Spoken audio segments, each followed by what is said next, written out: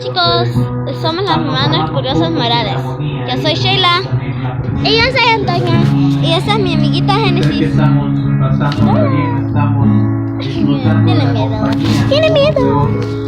Ahora esta es Pero recuerda que otra también le amiguita. tenemos a un Dios que quiere ser incluido. ¡Opi!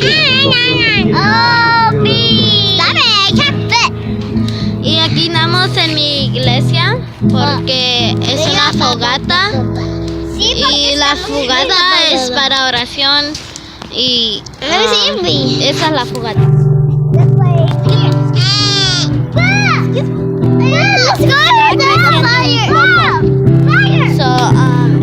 Sí, esa es la fogata. Está mi papá, mi otra amiga Sebastián.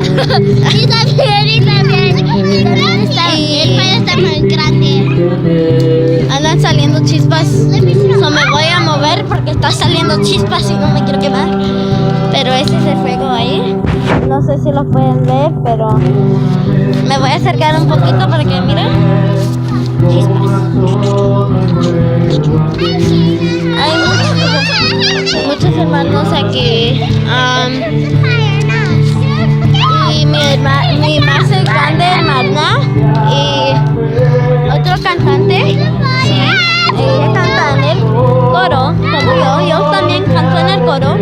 A ver si un día de estos puedo subir un video para ustedes. Sí, yo en la práctica del coro.